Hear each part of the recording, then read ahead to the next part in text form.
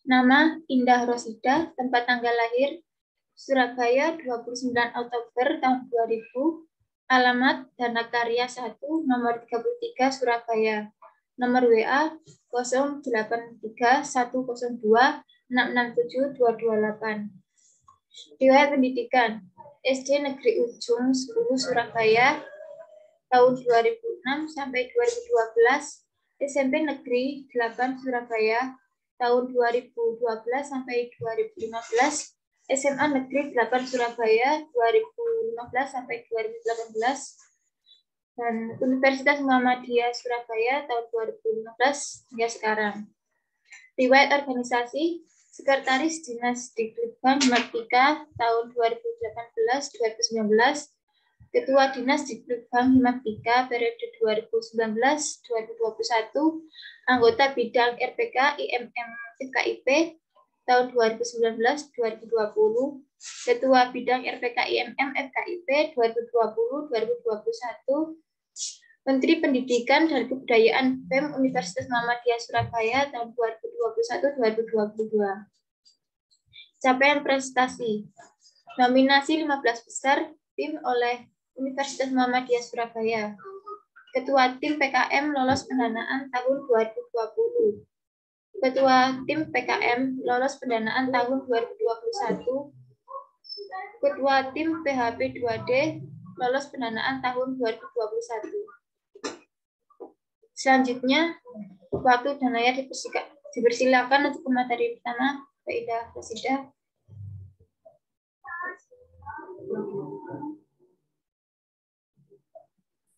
Oke, terima kasih. Sebelumnya saya ucapkan kepada moderator yang telah membuka acara sharing and caring dari Himaptika pada pagi hari ini.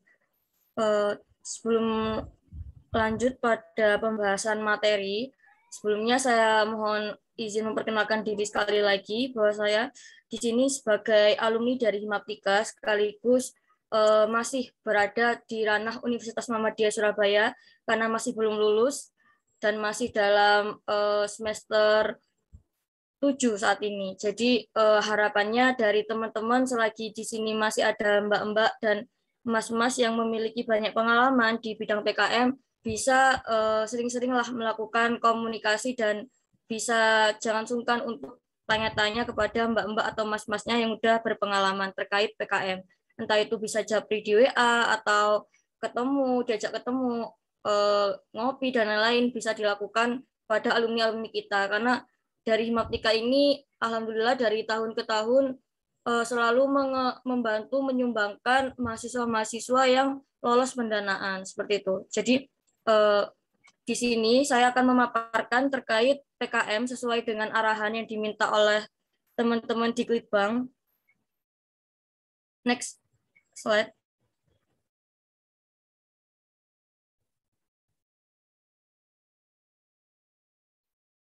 Oke, kalau ada yang belum tahu apa sih itu PKM?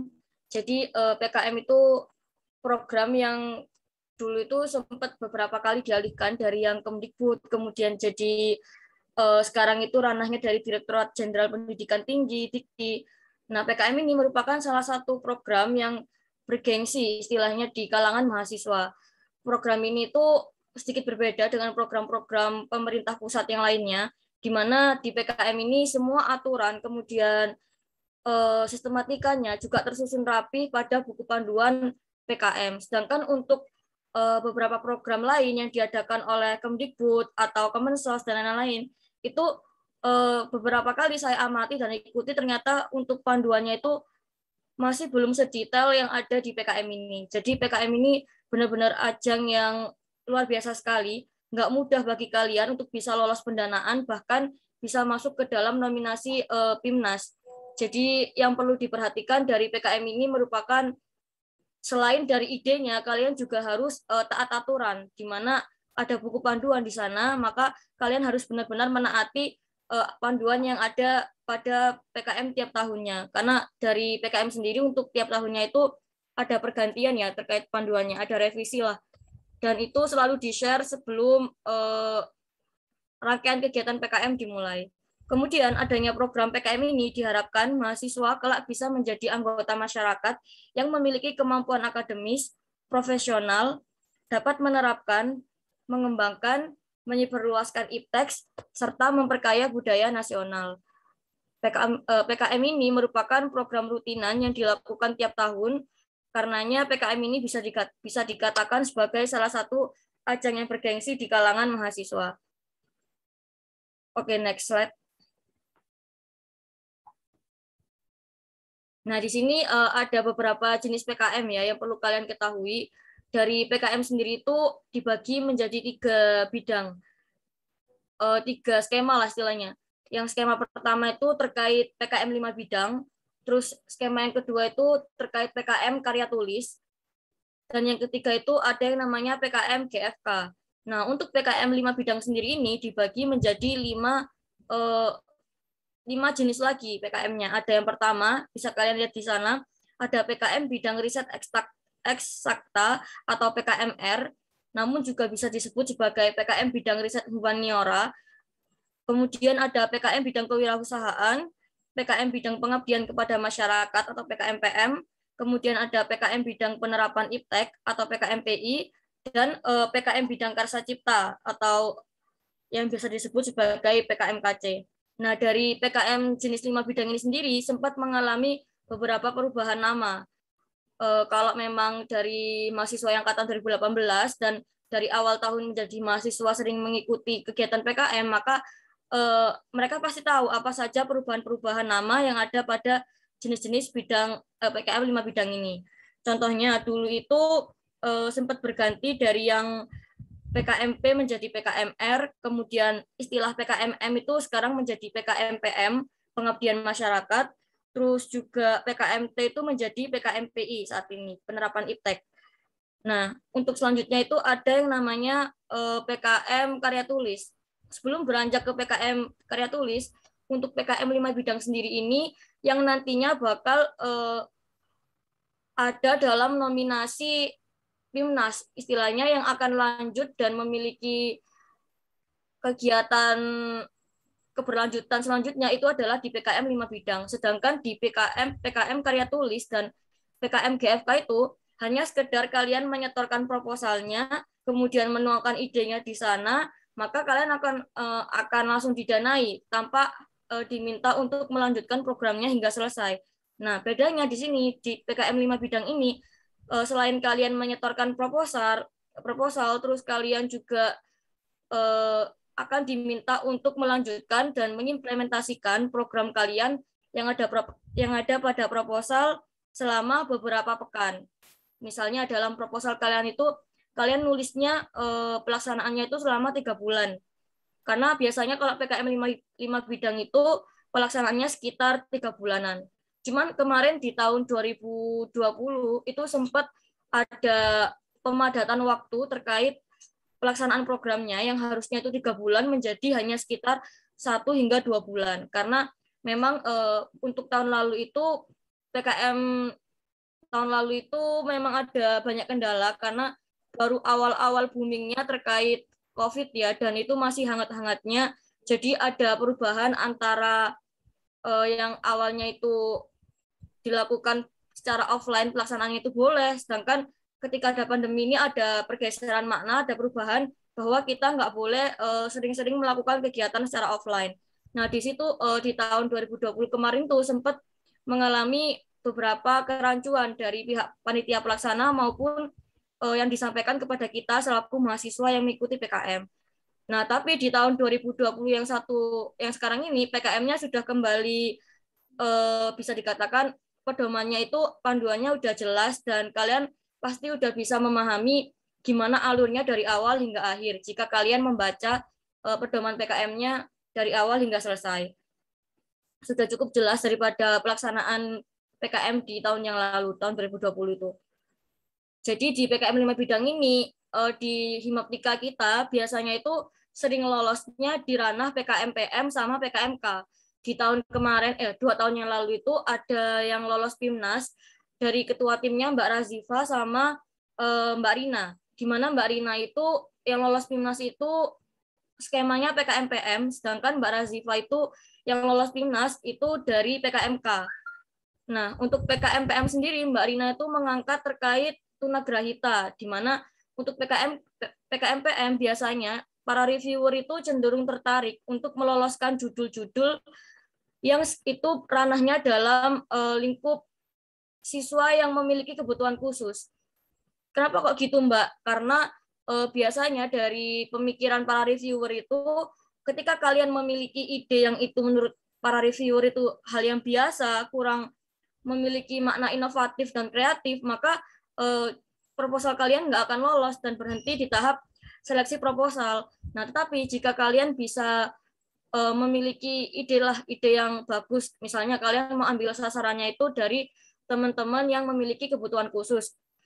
Kan ada banyak tuh, ada tunanetra, tunagrahita, terus ada juga yang tunadaksa dan lain-lain. Nah, itu bisa kalian kerucutkan ya. Kalian bisa mengambil sasaran yang di ranahnya ke sana. Jadi kalian memiliki peluang untuk lolos ke pendanaan karena kalau kalian sasarannya itu siswa biasa, sekolah biasa, dan ide kalian itu juga biasa, nggak greget. Jadi hal itu bikin reviewer itu halah udah basi, udah sering, nah kayak gitu. Jadi kalian ketika ingin menyusun judul itu perlu diperhatikan terkait sasarannya, sasaran mitranya, terus kemudian diperhatikan terkait ide kalian itu udah ada atau enggak sebelumnya, udah ada yang make atau enggak.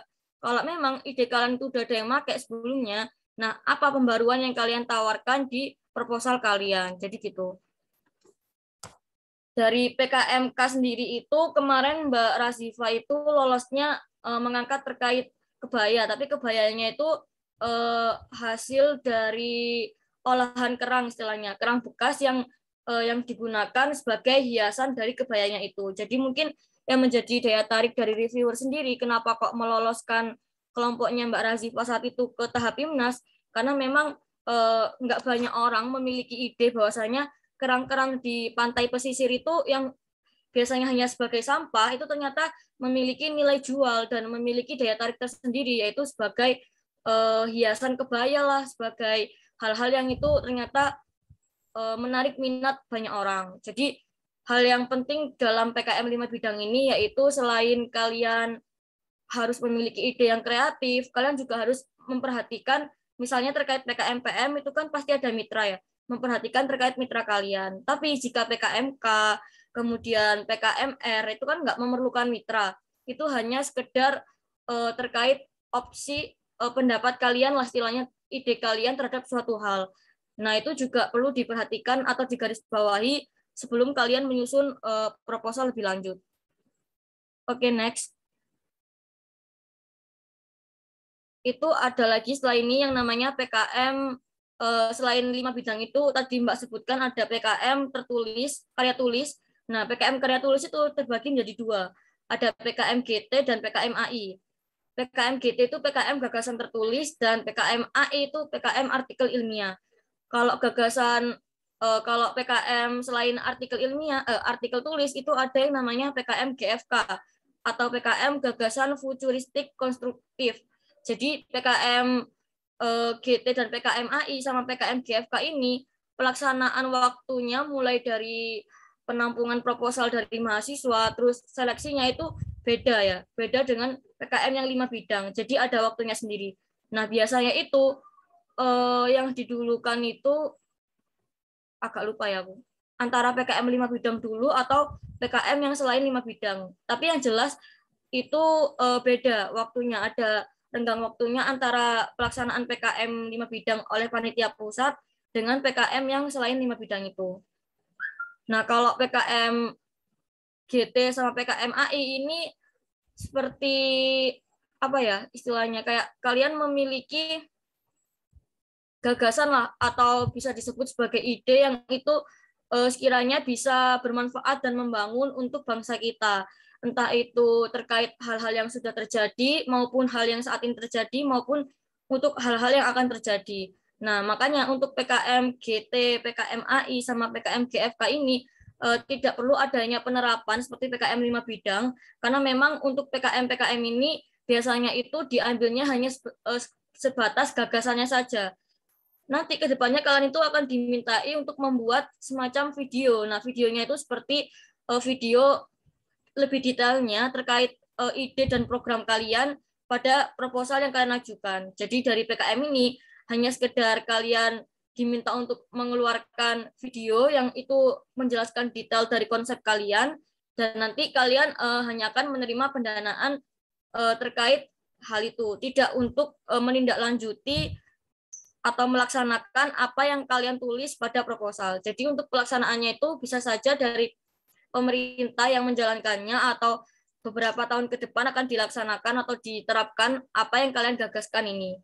Jadi dari PKM 5, selain 5 bidang ini, kalian nggak harus melaksanakan atau mengimplementasikan gagasan kalian. Next.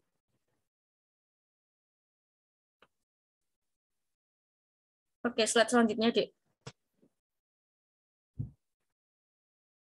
Nah, terkait teknis pembuatan proposal PKM, untuk teknisnya sendiri itu hal-hal yang perlu kalian perhatikan itu ada yang pertama yaitu menemukan ide. Nah, di sini kalian wajib banget jika kalian memiliki niat ya dari hati, oh ini aku pengen niat ikut jadi ketua tim. Nah, maka hal pertama yang harus kalian lakukan sebagai ketua tim nantinya yaitu kalian yang harus menemukan ide inovatif dan kreatif yang sekiranya itu memungkinkan untuk lolos ke tahap pendanaan.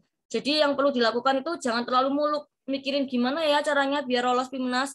Nah, hal itu tuh pemikiran yang terlalu apa ya, naif lah istilahnya. Kalian belum mencapai langkah selanjutnya, tapi kalian berangan-angan hal yang masih jauh. Jadi hal yang perlu kalian pikirkan gimana sih caranya biar proposal kalian itu lolos pendanaan. Jadi fokuslah ke sana terlebih dahulu. Karena memang dari PKM ini seperti yang Mbak katakan tadi, seleksinya sangat ketat, berbeda dengan program-program dari kementerian yang lain maupun program-program yang hampir serupa. Jadi program ini tuh benar-benar ada aturannya, terus kemudian jika kalian isinya pun bagus, idenya bagus, tapi kalian tidak mengikuti aturan yang ada pada pedoman, maka bisa dikatakan proposal kalian tuh langsung di blacklist, nggak bisa lolos ke tahap pendanaan. Jadi yang pertama itu yang perlu kalian lakukan menemukan idenya. Misal kalian mau nentuin sasarannya siapa, terus kalau itu PKMPM ya. Tapi kalau semisal kalian mau PKMK, kalian mau membuat produk atau hal yang itu untuk siapa, untuk anak-anak atau untuk masyarakat umum atau untuk mahasiswa. Nah itu perlu diperhatikan. Terus ide yang lain itu misalnya apa sih pembaruan dari ide kalian ini yang bikin berbeda dari ide-ide yang ada pada umumnya atau ide-ide yang pernah ditawarkan oleh orang mahasiswa-mahasiswa sebelumnya. Apa hal yang, oh ini loh ternyata dari ide-ideku ini nggak banyak orang memikirkan terkait hal ini. Nah itu yang perlu kalian gali dari sekarang ya. Mumpung PKM-nya ini untuk tahun 2022 itu masih ada senggang waktu sebelum kalian nantinya benar-benar mau memantapkan diri fix ikut proposal PKM atau enggak, karena nanti jika kalian ingin untuk mengajukan proposal PKM beneran, maka kalian harus daftar ke akun Simbel Mawa, dan hal itu melalui tahapan-tahapan yang nggak mudah. Kalian harus ada koordinasi dengan perguruan tinggi, kemudian ada koordinasi dengan dosen pembimbing. Nah, hal itu yang harus membuat kalian waspada, bukan waspada ya, tapi kayak gerak cepat dari sekarang. Jadi kalian harus memikirkan ide apa yang akan kalian angkat di proposal kalian nantinya. Terus yang kedua, jika kalian sudah menemukan ide, maka langkah selanjutnya yaitu kalian harus mencari anggota kelompok. Nah, yang perlu diperhatikan dari anggota kelompok ini, biasanya itu kalau teman-teman dari bidik misi ya, ini pengalamanku karena Mbak Indah sendiri itu dari background-nya bidik misi, jadi kalau yang bidik misi itu biasanya kan diwajibkan ya buat ikut PKM di tiap tahunnya. Nah, karena hal itu, maka kebanyakan dari teman-teman mahasiswa bidik misi itu juga menggaitnya anggota itu yang dari sesama bidik misi. Jadi, misalnya Mbak Indah ini jadi ketua tim, nah ternyata Mbak Indah juga jadi anggota di 2 tim yang lain. Nah, hal itu perlu diperhatikan. Jangan sampai kalian mengambil anggota yang itu ternyata dia udah jadi anggota kelompok lain. Boleh saja dalam PKM ini aturannya kalian maksimal menjadi anggota itu sebanyak dua kelompok atau 2 tim. Tapi hal ini merugikan ketua tim kalian karena jatuhnya nggak akan maksimal gitu loh, nggak akan maksimal dalam membantu ketua tim menyelesaikan proposal hingga menyelesaikan kegiatan jika lolos pendanaan. Jadi yang harus kalian garis bawahi, kalian harus mencari anggota kelompok yang sekiranya benar-benar mau mendampingi kalian dari awal penyusunan proposal, terus dari awal koreksi proposal hingga penguploadan proposal, bahkan jika lolos pendanaan, dia yang membantu kalian membantu pelaksanaan program hingga awal dan selesai. Maka hal itu yang perlu kalian antisipasi. Jangan sampai salah memilih anggota kelompok dan merugikan kalian sendiri nantinya. Terus yang ketiga, jika kalian sudah menemukan anggota kelompok, maka yang harus dilakukan yaitu kalian menentukan dosen pembimbing. Nah, dosen pembimbing ini biasanya kalian harusnya mengambil dari yang serana. Misalnya, kalian mau ngambil PKM-PM. Siapa sih dosen matematika yang menurut kalian itu bisalah untuk atau pahamlah terkait pengabdian masyarakat. Misalnya ya Bu Hima. Karena biasanya kalau PKM-PM itu dari Himaptika itu yang handle adalah Bu Hima atau Pak Sanda, bisa juga. Nah, tapi kan kita sama-sama tahu bahwa Bu Hima ini udah semester ini tuh udah beliau mengajar yang terakhir dan akan pindah kampus ngajarnya, pindah universitas. Maka yang perlu kalian cari, wah ini siapa ya dosen yang cocok lagi selain Bu Hima. Nggak mungkin kan Pak Sanda mengambil alih seluruh ketua kelompok yang akan mengajukan proposal, nggak akan ngatasi. Dan dari pusat sendiri ada aturannya, misal maksimal dari dosen itu hanya menghandle 5 kelompok atau boleh membawahi 5 kelompok, nggak lebih. Nah, itu jadi yang perlu kalian cari dari sekarang, siapa yang sekiranya dosen yang cocok dari ide yang kalian tawarkan, seperti itu. Kemudian, yang keempat yaitu kalian langsung membuat proposal. Proposalnya di mana untuk proposal intinya itu ada 10 halaman, biasanya ada dari halaman pertama hingga 10 itu inti dari proposal kalian terkait ide kalian itu. Entah dari latar belakangnya, terus identifikasi masalahnya, tujuan program kalian, terus manfaat program kalian, gambaran umum masyarakat sasarannya, terus biasanya itu terkait metode pelaksanaan, terus ada lagi tahap pelaksanaannya, dan apa sih luaran-luaran yang akan kalian capai. Nah, itu biasanya dilakukan di bagian inti proposal, di halaman pertama hingga halaman ke-10. Kemudian, jika kalian sudah membuat halaman inti proposal, maka menyusun proposal inti, maka kalian harus melengkapi lampiran-lampiran yang ada. Nah, dari Mbak, gimana sih Mbak alur atau urutan dari penyusunan proposalnya? Nah, hal ini bisa kalian lihat di panduan PKM ya, tiap tahunnya itu ada revisi dan perubahan. Jadi kalau misal 2022 ini belum rilis buku panduannya, maka kalian bisa berpacu pada PKM panduannya yang 2021. Nggak akan jauh berbeda. Nah, itu yang biasanya kalian harus pahami dari sekarang, karena kalian harus menyusun proposal itu nggak dalam waktu yang singkat. Nantinya kalian harus mengoreksi ulang, ada tipenya nggak, terus nyambung nggak kalimat kalian, malah jangan-jangan kalimatnya habis ngomongin ini ngelantur kemana. Nah, itu kan eman. Kalau semisal idenya kalian bagus, tapi kalian nggak bisa menyusun proposal dengan baik. Nah, di sini peran anggota itu sangat penting sebenarnya. Kadang itu karena tuntutan bidik misi itu, biasanya teman-teman yang bidik misi itu, oh ya udah aku sendiri aja yang ngerjain dari ketua tim, mulai awal proposal hingga proposalnya selesai. Kalian nanti anggotanya kalau memang lolos pendanaan baru deh kalian ikut membantu. Biasanya itu seperti itu ya, dari pengalaman yang Mbak Indah dapatkan. Tapi ternyata dari hal-hal itu bisa kita pelajari bareng-bareng kalau oh hal itu tuh nggak baik, nggak benar, karena kasihan ketua timnya ngurus sendiri dari awal, terus kasihan anggotanya juga nggak paham dari konsep proposalnya, pahamnya nanti malah ketika lolos pendanaan. Kan kasihan, kaget. Loh Mbak, aku lo nggak paham proposalnya gimana, ke ujuk-ujuk lolos pendanaan. Terus aku harus ngapain Mbak? Gitu kan kasihan anggotanya juga. Jadi ibaratkan sudah melibatkan anggota itu mulai dari penyusunan proposal. Selanjutnya.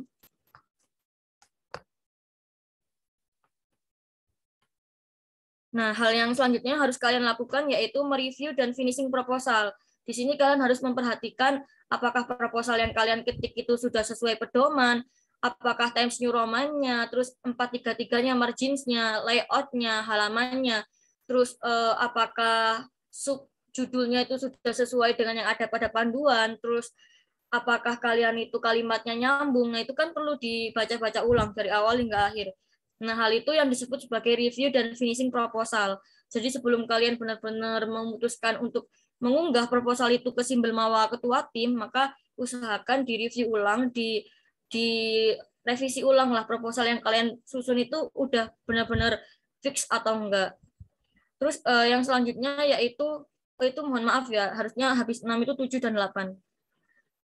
Terus yang keenam itu kalian mengurus terkait administrasinya. Jadi administrasinya itu dari anggota, dospem, apakah sudah benar terkait tanda tangannya, biodatanya. Itu kan biasanya ada pada tahap lampiran ya, lampiran proposal, bukan pada proposal intinya. Setelah poin halaman ke-10 itu biasanya halaman ke-11 dan selanjutnya itu terkait lampiran-lampiran. Nah, itu bukan hal yang bisa diremehkan atau disepelekan. Jangan sampai kalian berpikir, walah halaman intinya kan cuma 1-10 ya Mbak, berarti yang 11 dan selanjutnya nggak penting lah Mbak, yang penting ada, nggak perlu spesifik dan detail. Nah, hal itu yang justru menjadi kekeliruan ya, pemandangan yang keliru. Jadi dari reviewer sendiri itu pasti menilai terkait lampirannya, karena dari lampiran itu para reviewer itu bisa melihat, walah anggotanya ini dari beda angkatan atau enggak. Jangan-jangan anggotanya ini seangkatan semua dan ini angkatannya udah mau lulus semua. Terus gimana nanti kalau diloloskan pendanaan? Bakal keteteran enggak ini pelaksanaannya? Nah, itu. Jadi reviewer itu bakal melihat keseluruhan dari awal hingga akhir proposal kalian. Entah itu proposal inti maupun proposal yang bagian lampiran-lampiran. Jadi dipastikan administrasinya itu udah benar. Biodata ketua tim, anggota, dosen pembimbing. Terus pastikan udah ada terkait, biasanya itu diminta terkait tanda tangan dekan 2 dan warek 3 kalau di PKM itu. Terus istilahnya manut pada yang ada di pedoman PKM 2022 nantinya. Jadi ketua tim maupun anggota itu udah harus hafal, misal kalian ranahnya mau ke PKM PM, udah harus hafal apa aja yang ditetapkan di proposal PKM PM. Jangan sampai hanya ketua tim aja yang memahami gimana peraturannya, sedangkan anggotanya nggak tahu apa-apa. Jangan sampai hal itu terjadi lagi di tahun-tahun selanjutnya, karena itu akan membuat kemungkinan besar banyak kesalahan pada proposal kalian, karena yang membantu nge-review itu hanya ketua tim, nggak ada anggota tim yang terlibat dalam membantu finishing maupun review proposalnya.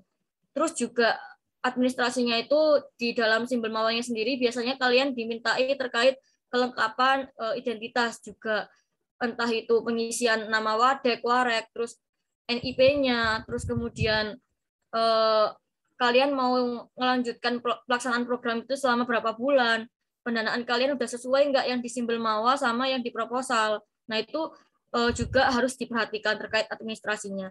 Kalau udah, maka kalian akan lanjut ke tahap unggah proposal, di mana yang bisa mengunggah itu hanya ketua tim, karena akunnya itu hanya menggunakan akun ketua tim.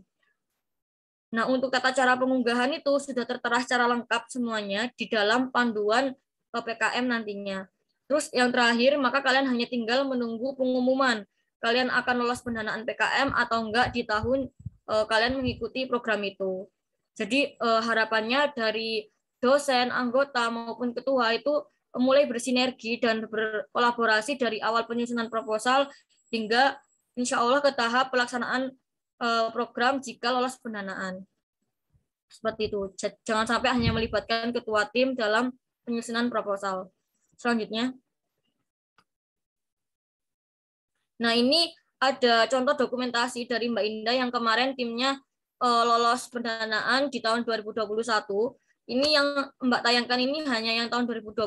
Untuk yang kelompok tim pendanaan tahun 2020 itu sebenarnya anggotanya hampir sama. Ada Mbak Afrenda yang tahun 2020 itu Mbak Indah ngambil anggotanya itu Mbak Afrenda, ada Mas Lauren, ada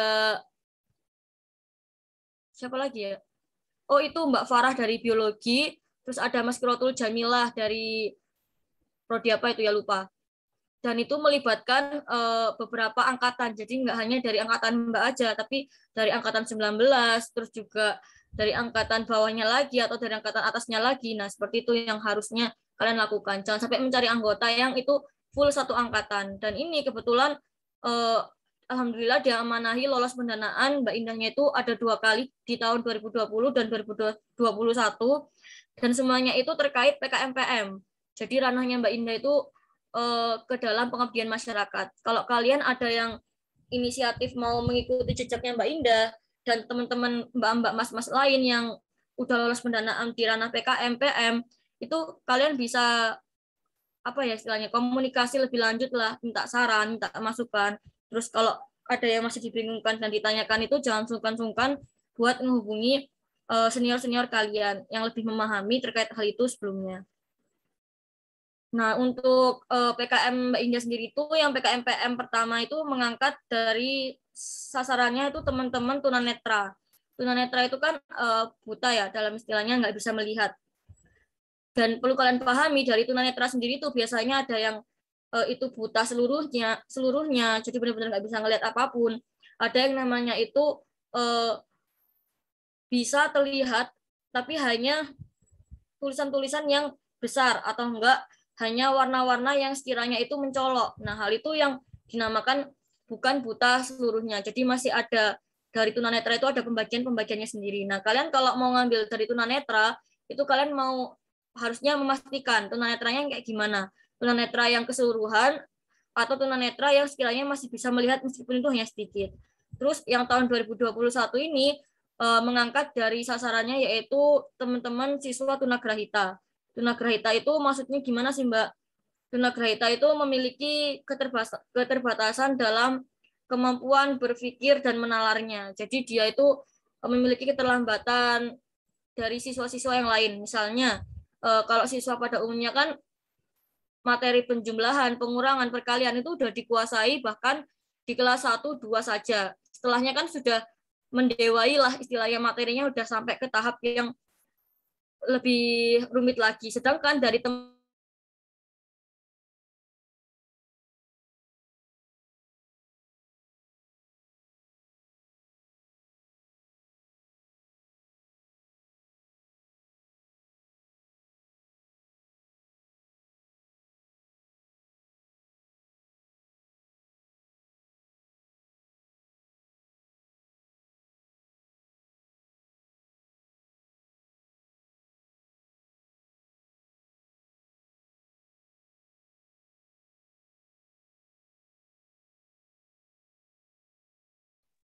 Nah, sepertinya Mbak Indah ada kendala isinya ya.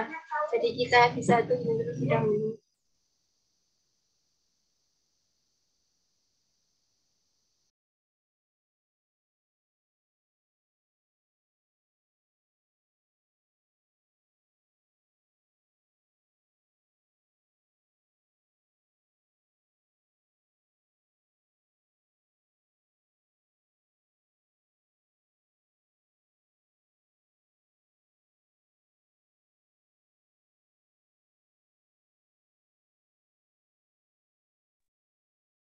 Halo.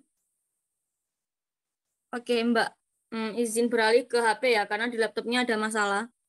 Jadi tadi sampai pada kalau kalian itu dari sasarannya tunagrahita maupun tuna-tuna yang lainnya, dalam artian itu mengambil dari siswa yang memiliki kemampuan dan kebutuhan khusus lah istilahnya, maka hal itu akan memiliki potensi lah istilahnya, potensi untuk kalian itu lolos ke tahap pendanaan. Karena kalau kalian sasarannya dari siswa biasa dan ide kalian itu biasa saja, maka hal itu nggak akan menarik reviewer untuk meloloskan proposal kalian. Boleh kalau kalian mau ambil siswa biasa, tapi usahakan idenya itu out of the box. Dalam artian dia itu benar-benar wow, luar biasa dan nggak pernah dipakai sebelumnya. Dan benar-benar bermanfaat buat siswa itu. Contohnya, di tahun yang sekarang ini, yang lolos BIMNAS dari kampus kita itu yang tahun 2021 ada dari Mbak Uswah, dia dari PBSI, angkatan 2019. Nah, Mbak Uswah itu ketua timnya. Ada Mbak Rizka Wahyuni juga sebagai anggotanya saat itu di tahun 2018. Di angkatan 2018 yang Mbak Rizka Wahyuni ini. Nah, kebetulan timnya mereka ini lolos BIMNAS di tahun ini. Sasarannya mereka itu siswa biasa. Lupa aku siswanya itu sekolah mana, cuman itu siswa biasa. Nah, tapi yang membuat mereka itu lolos, yaitu mereka membuat ide yang benar-benar kreatif. Dan nggak banyak orang mengangkat terkait ide itu. Nah, idenya mereka itu judulnya terkait media yang dimana itu medianya berupa video kalau nggak salah. Video apa gitu, animasi kalau nggak apa. Nah, itu berkaitan dengan kemampuan membaca Al-Quran. Nah, membaca Al-Quran ini kan jarang sekali mahasiswa pendidikan yang notabene bukan mahasiswa fakultas keagamaan, tapi mereka-mereka ini mengangkat terkait uh, Al-Quran, terkait bacaan Al-Quran, maknanya. Nah, dan sedangkan mahasiswa pada umumnya yang ada di ranah pendidikan itu biasanya terkait PKM, PM maupun PKMK yang itu masih ada hubungannya uh, dengan kemampuan mereka gitu loh. Jadi hal ini yang mungkin membuat menarik ya dari kelompoknya Mbak Uswa itu, mereka itu mengangkat terkait bagaimana adanya media yang membuat siswa-siswa itu maupun membuat anak-anak itu menjadi tertarik dalam belajar Al-Qur'an, belajar membaca Al-Qur'an yang baik. Terus kemudian ada kalau nggak salah itu mbaknya itu ada terkait itu loh, kalau semisal kemampuannya itu udah meningkat atau enggak, terus kemampuan membaca Al-Qur'annya itu ada perubahan atau enggak. Nah, dari timnya mereka itu ada terkait sedetail itu penilaiannya untuk masyarakat sasarannya. Jadi hal itu yang bikin mereka lolos meskipun masyarakat sasarannya itu dari siswa biasa, bukan siswa yang berkebutuhan khusus. Boleh saja seperti itu. Kalian mengangkat siswa yang biasa, nggak berkebutuhan khusus. Cuman yang harus kalian lakukan, yang harus kalian dominankan, yaitu ide kalian. Ide kalian itu harus benar-benar yang nggak banyak orang mau memikirkan hal itu, mau mengangkat solusi terkait itu, dan nggak banyak orang yang peduli akan hal itu gitu loh. Kalian ambil peluang-peluang yang ada, dan kalian harus, jika udah punya ide, kan harus merancang sedetail mungkin. Seperti yang dilakukan oleh Mbak Uswa dan kawan-kawan itu, rancangannya benar-benar detail, di mana dia menerapkan gimana sih kalau siswa itu nggak bisa lancar ngajinya setelah adanya aplikasi mereka, gimana harusnya siswa itu biar sampai ke tahap-tahap selanjutnya dalam belajar mengaji. Nah, mereka itu merancang sedemikian detailnya. Jadi nggak heran jika mereka yang lolos ke tahap PIMNAS, karena memang dari ketua tim maupun anggotanya itu terlibat sepenuhnya. Mbak tahu sendiri bahwa anggotanya itu nggak hanya sekedar ikut-ikutan, tapi seluruh anggota dari Mbak Uswa itu semuanya memahami dan mengetahui konsep dan alur dari pelaksanaan programnya mereka. Itu sih mungkin yang bisa Mbak sampaikan. Jadi kedepannya itu harapannya kalian jangan pesimis terlebih dahulu, cobalah kalian lakukan terlebih dahulu. Kalau memang itu hasilnya nggak sesuai ekspektasi, maka jangan bersedih dan jangan berputus asa di sana. Kalian masih memiliki peluang banyak lagi di tahun-tahun berikutnya. Apalagi yang angkatan 2020, angkatan 2021, ini kan bahkan kalian masih awal lah, istilahnya masih sebiji jagung. Kalian tuh yang memiliki potensi untuk meneruskan perjuangan mbak-mbak dan mas-mas kalian ke depannya. Yang sebelumnya dari mungkin terakhir yang lolos PIMNAS dari matematika itu dari angkatannya Mbak Rina dan Mbak Razifa, dan di angkatan 2018 ini belum ada yang mewarisi lolos PIMNAS, maka hal ini yang harusnya bisa memacu kalian buat oke, di angkatanku harus ada yang lolos PIMNAS. Nah, itu kan hal yang eh, luar biasa ya kalau sampai kalian bisa memiliki pemikiran sejauh sana. Oke, next.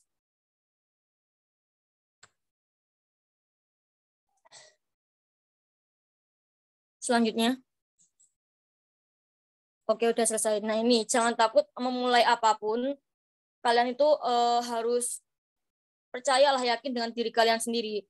Apapun hasilnya, entah itu baik atau buruk, yang pasti yang kalian lakukan itu nggak pernah berakhir sia-sia. Pasti ada pengalaman dan ilmu yang bisa kalian pelajari dari apa yang kalian lakukan. Meskipun misalnya di tahun pertama kalian mengajukan proposal dan belum lolos pendanaan, maka jangan berkecil hati. Justru kalian harus bangga bahwa, oh, tahun berikutnya aku bahkan jauh lebih menguasai daripada teman-teman yang lain yang mengikuti proposal di tahun berikutnya, karena aku udah punya pengalaman. Aku udah tahu kemungkinan salahku di mana kemarin, kekuranganku di mana, dan aku harus memperbaiki di mana. Nah, dari situlah makanya tidak ada sesuatu yang berujung sia-sia jika memang itu diniati. Sudah itu saja sih mungkin. Lebih maaf, bisa dilanjutkan pada pemateri selanjutnya.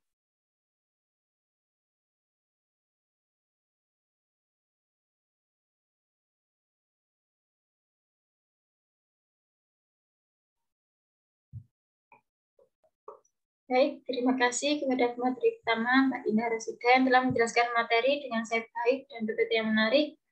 Selanjutnya, dilanjutkan dengan penyampaian materi kedua dari Mbak Zulfa Wida.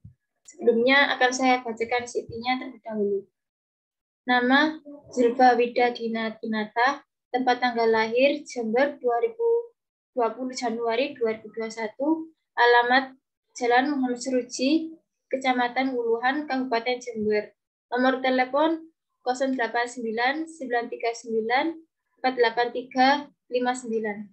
Email zulfawida20012001@gmail.com.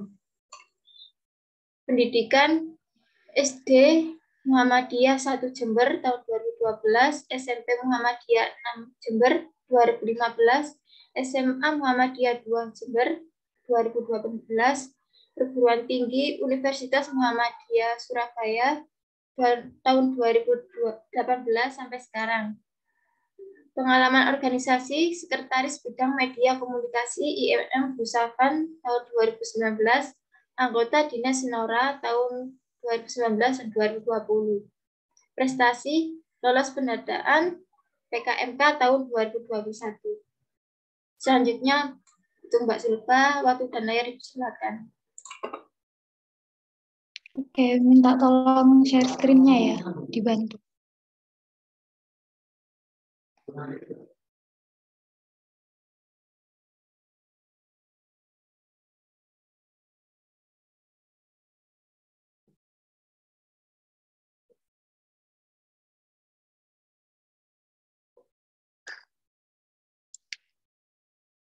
Di enable editing dulu.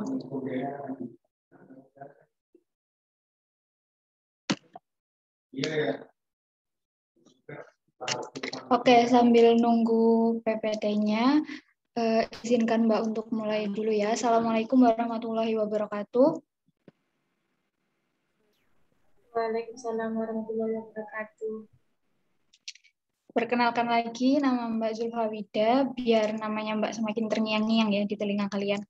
Nama Mbak Zulfa Wida biasa dipanggil Zulfa W, gitu. Kalau angkatan 2019-2018 manggilnya. Nah, sharing kali ini temanya mengenai PKM dan Mbak kebetulan dapat bagian di PKMK. Sebelumnya Mbak mau nanya, ini yang join nggak ada angkatan 2021 ya? Jadi katanya ada kuliah. Apa gimana? Apa udah join? Oke. Next slide.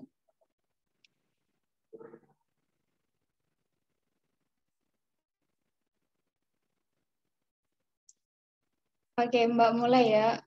Kalau masih ada yang tanya, tadi kan sama pemateri 1 sama Mbak Indah udah dijelasin secara garis besar PKM itu apa aja.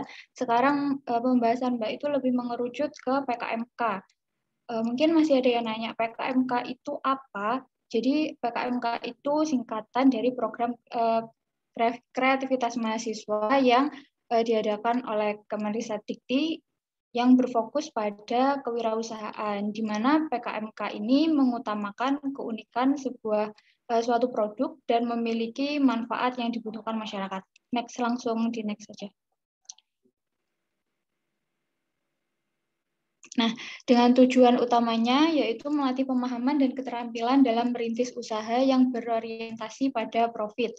Profit itu apa sih? Profit itu bisa diartikan laba atau keuntungan. Nah, di PKMK ini yang diutamakan adalah usaha yang memiliki profit atau laba dan memiliki muatan intelektual. Bisa dilihat pada gambar yang ada di slide ini, PKMK itu dibagi jadi dua. Yang pertama, PKMK yang meliputi produk barang dan meliputi produk jasa. Kalau produk barang tadi udah dijelasin sama Mbak Indah, kita bisa ngambil ide barang baru atau modifikasi barang yang udah ada, modifikasi produk yang udah ada. Terus ada lagi novel atau komik, itu nanti kayak diperjualbelikan itu nanti ada nilai kewirausahaannya. Dan animasi, kalau produk jasanya itu biasanya event organization, konsultasi, pengolahan data, antar barang, dan lain-lain. Yang semestinya itu semua ada nilai jualnya, ada harga atau keuntungannya. Next.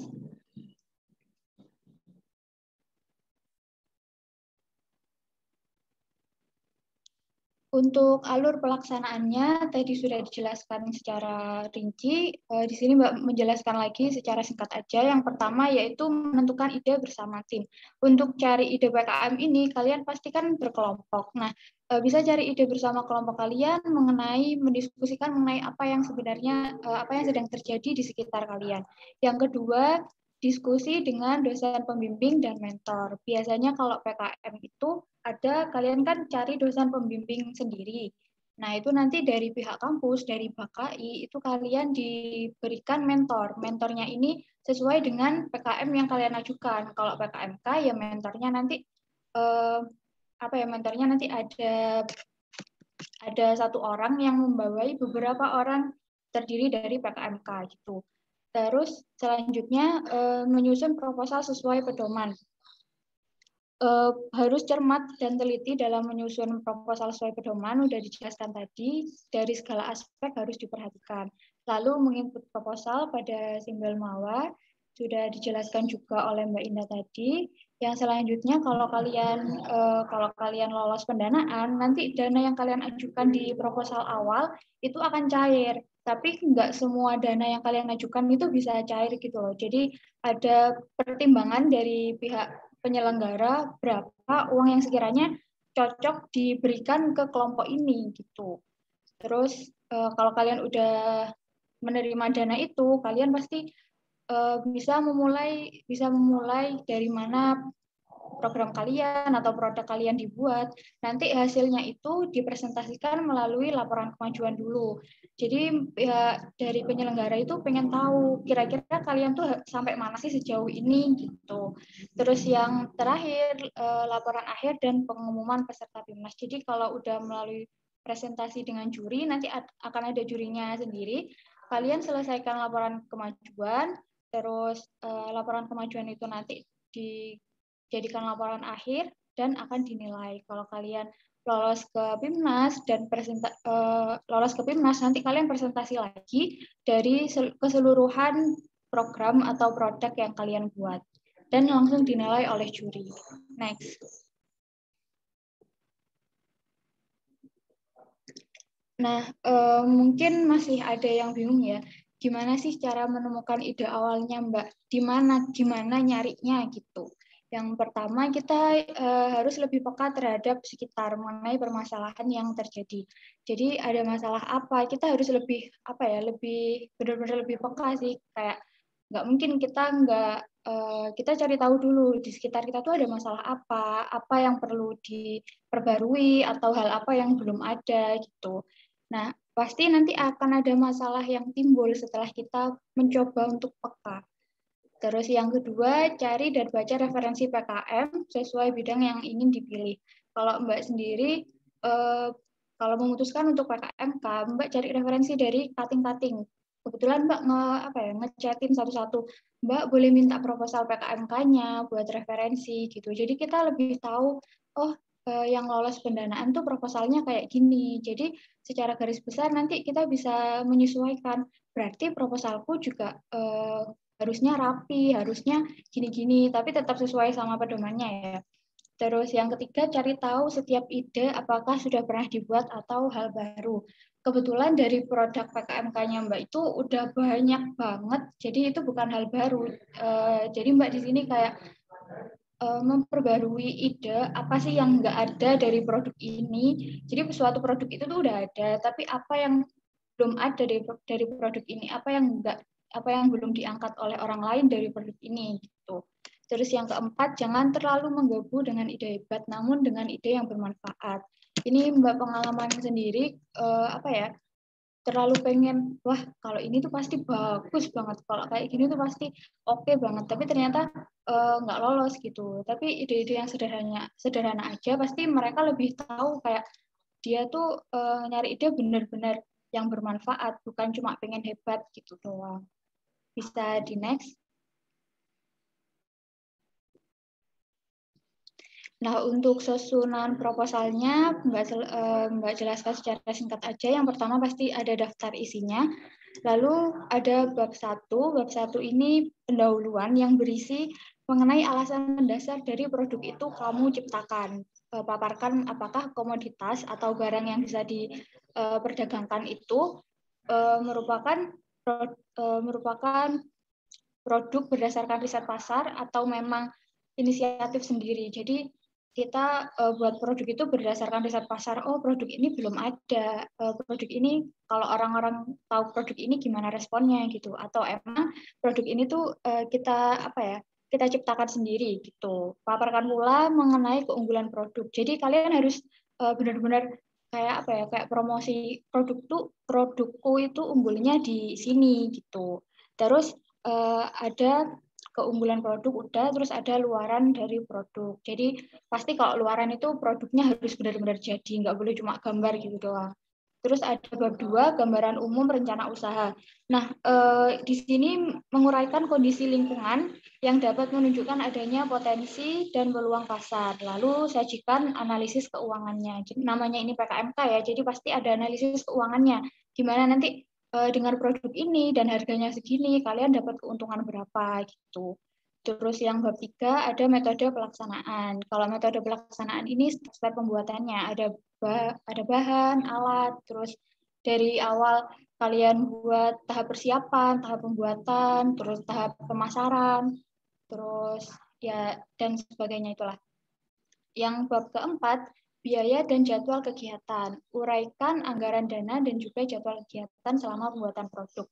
Jadi di bab 4 ini ada biaya-biaya yang boleh ditampilkan dan yang tidak boleh. Yang boleh ditampilkan itu untuk membeli peralatan, terus biaya untuk membeli bahan habis pakainya, lalu biaya transportasi lokal kayak aku ke toko ini aku memerlukan biaya segini itu nggak apa-apa, kayak ongkos jalannya gitu. Terus yang nggak boleh dicantumkan itu kayak biaya konsumsi, terus kalau semisal nih ada di luar kota seminar tentang PKMK, kita nggak boleh pakai uang PKM itu buat biaya seminar, jadi ya udah kita pakai uang kita sendiri gitu. Terus ada yang tidak boleh lagi yaitu alat tulis yang terlalu berlebihan dan pembelian barang besar. Biasanya kemarin tuh ada yang tanya gini, Pak, boleh nggak sih kita beli blender karena produk kita tuh perlu blender, masa kita pinjem gitu. Nah kayak gitu tuh sebenarnya nggak boleh. Dari pihak reviewer itu juga nggak ngebolehin kalau membeli suatu hal yang nggak terlalu ada manfaatnya gitu loh. Terus yang selanjutnya ada daftar pustaka. Ya seperti biasa daftar pustakanya, lalu ada lampiran. Lampiran tadi udah dijelaskan sama pemateri 1, biasanya berisi biodata, terus rincian lebih lanjut mengenai anggaran kalian, keluarnya itu kemana aja, terus susunan dan pembagian tugas tim, gitu. Lanjut. Nah, ini untuk lakukan formatnya sesuai pedoman. Biasanya kalau pedoman yang secara garis besar itu jenis font tulisannya itu pakai Times New Roman, terus jarak baris dan jenis kertasnya itu 1,15 sama A4, penomoran halaman dan daftar gambar atau daftar tabelnya itu benar-benar harus diperhatikan. Enggak cuma pokok ada di pojok kiri, pojok kanan, bawah, enggak cuma kayak gitu. Mbak tuh bisa nomorin halaman di proposal tuh ya gara-gara ikut PKM ini. Jadi benar-benar harus runtut, jelimet awalnya, tapi benar-benar bermanfaat. Nanti kalau kalian nyusun skripsi atau ada proposal apa, pasti kalian nggak bingung kayak, ayo kok anak nomor halamanku, nggak mungkin kayak gitu. Terus perhatikan kriteria pengusulan. Jumlah anggota kalau PKMK itu biasanya 3-5 orang. 5 orang itu udah termasuk sama ketuanya. Terus nama-namanya itu nggak boleh disingkat.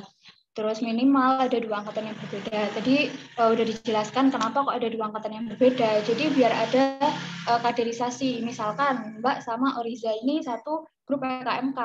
Terus habis itu Mbak kan udah nggak ikut PKM. Nanti Oriza bisa meneruskan. Jadi Oriza ngajak adik tingkat lagi buat ikut PKMK. Jadi tambah pengalaman gitu.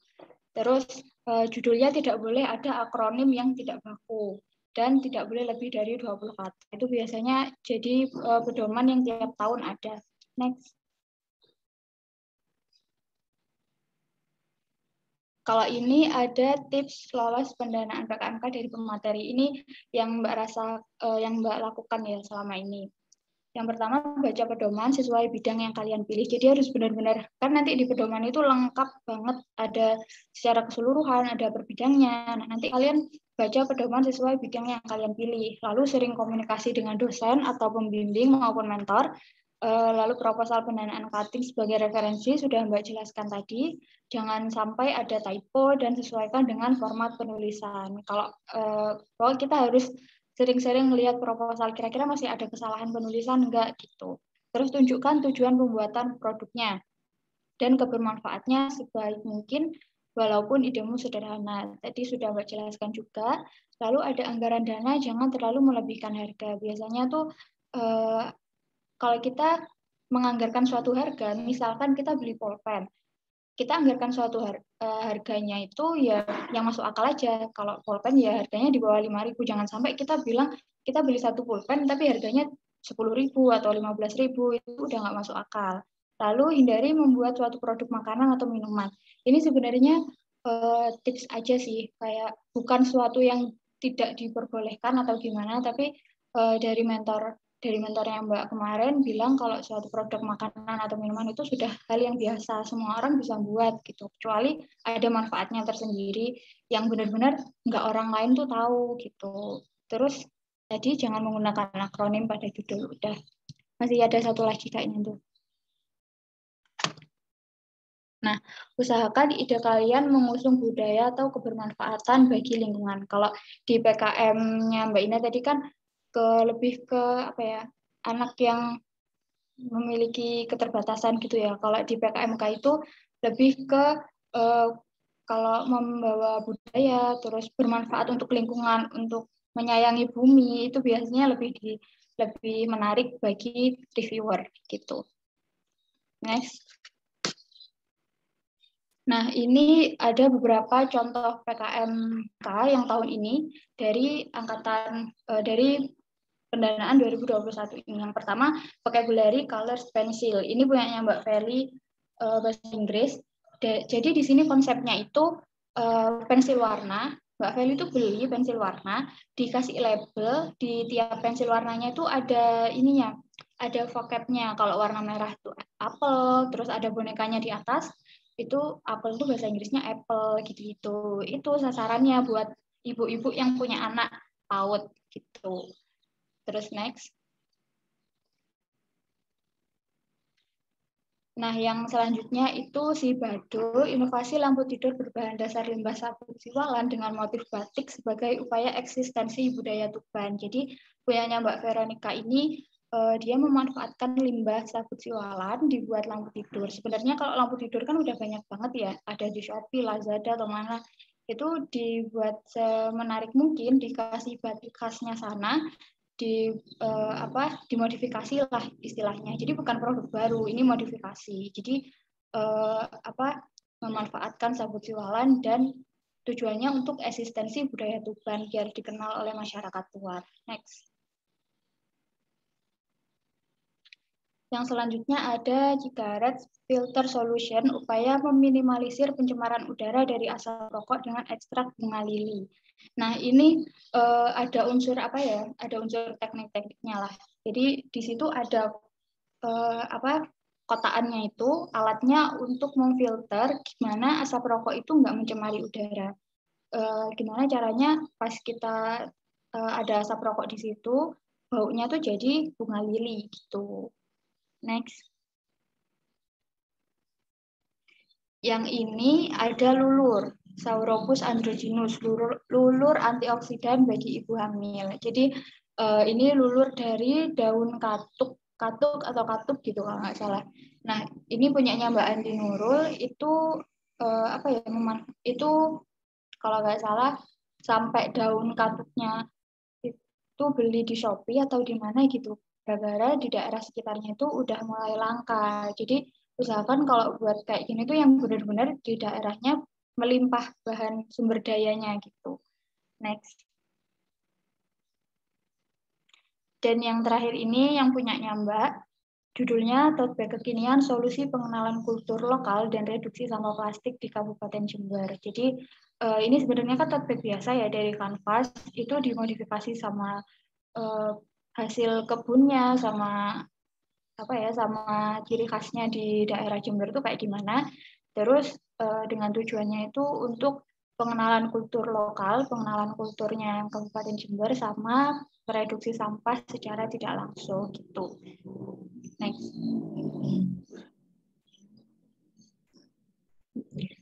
Terima kasih. Sekian ada sedikit kata-kata. Berusaha dan berdoa adalah tugasmu. Mengenai hasilnya serahkan kepada Allah Subhanahu wa taala yang lebih tahu.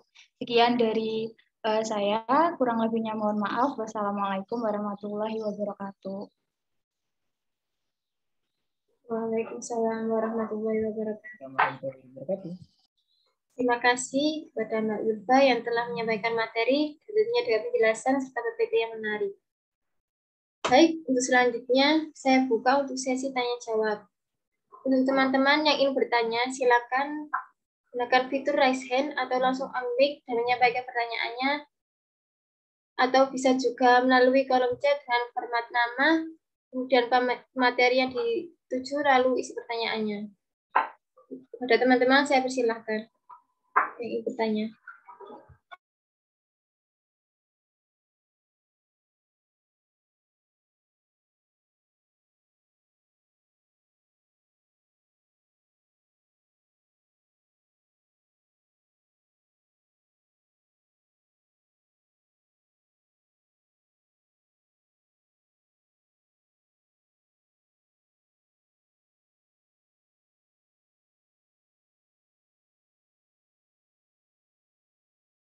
Kayaknya udah paham semua ya Mbak Indah ya.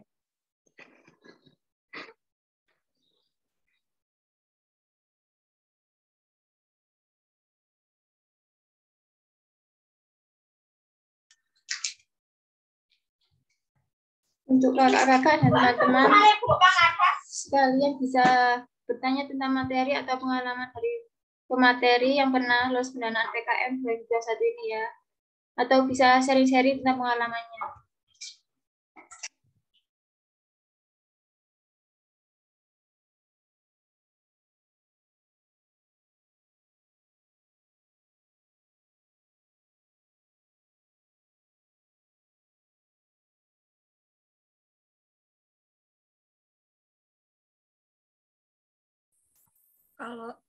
Kalau di angkatan 2020-2021 mungkin masih wajar ya kalau mereka masih meraba-raba lah, dalam artian dulu juga Mbak Zulfa sama Mbak Indah sama Mbak Cece, ini ada Kak Himaya, terus sama teman-teman angkatan 18 yang lain yang dulu mulai tahun 2018 itu udah mulai nyoba mengajukan proposal, tapi proposalnya yang pertama itu dulu apa ya, AIGT kalau nggak salah ya, belum yang 5 bidang, karena yang 5 bidang itu ternyata udah terlaksana. Dan kebetulan ketika kita masuk kuliah dan selesai dengan acara, segala rangkaian acara kayak Masta dan lain-lain, itu setelah proses PKM 5 bidang itu udah berjalan dan hanya yang tersisa itu AIGT. Saat itu yang daftar itu kayaknya ya sebagian besar itu dari teman-teman yang bukan dipaksa ya, awalnya diperintahkan untuk mengikuti, karena biasanya bidik misi kan ada embel-embel dalam artian wajib untuk mengikuti PKM.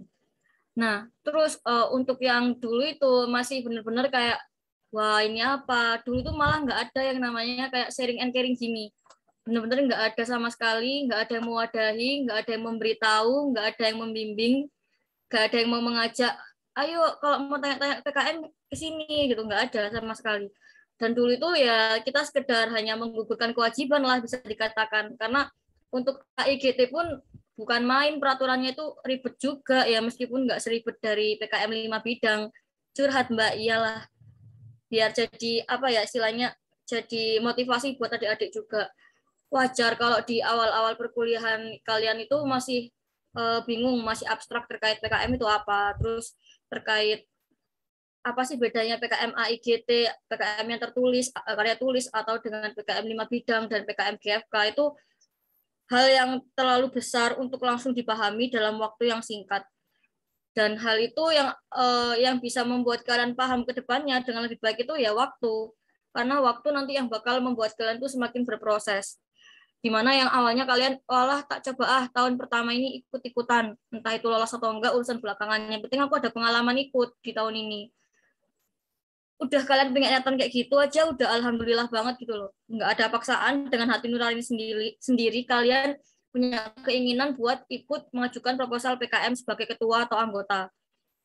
Dan meskipun kalian nggak berharap bakal lolos pendanaan atau lolos PIMNAS, setidaknya kalian punya niatan sekecil itu udah merupakan langkah awal yang keren banget menurutku. Karena dulu itu harus didorong dulu oleh teman-teman dari Baka untuk mau mahasiswa itu untuk mau mengikuti program-program dari pusat kayak gitu. Nah, usahakan di tahunnya sekarang ini, entah angkatan 2021, angkatan 2020, angkatan 2019 juga, usahakan melakukan semuanya itu tanpa adanya paksaan. Jadi itu memang benar-benar dari hati nurani kalian. Karena segala sesuatu yang itu berasal dari sebuah paksaan, itu terkadang hasilnya nggak memuaskan dan nggak baik. Karena ketika kita mengerjakan, itu kayak ngurundel gitu loh.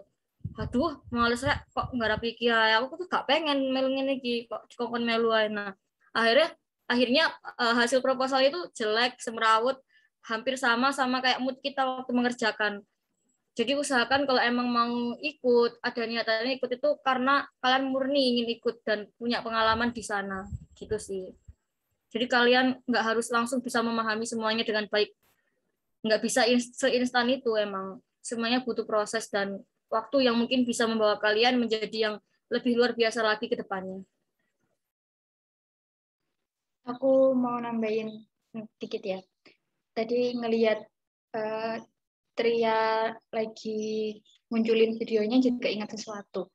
Jadi tahun ini tuh kebetulan Mbak itu apa ya, sama Mbak Maila angkatan 2019 itu sama-sama lolos pendanaan. Jadi Mbak itu jadi anggotanya Maila jadi anggotanya Mbak. Dan kebetulan dua-duanya itu lolos pendanaan kan. Jadi kayak wah kok barengan terus.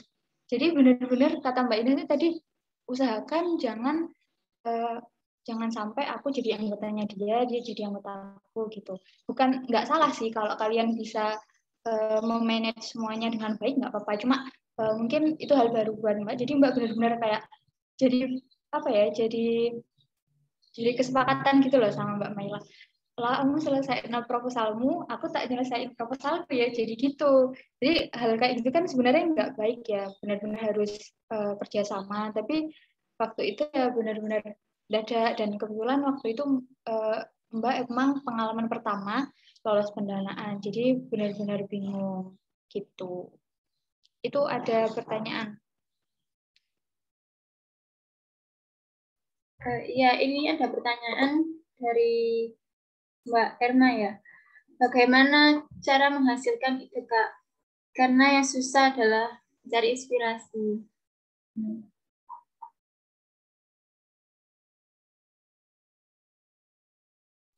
Bisa langsung dijawab, Kak?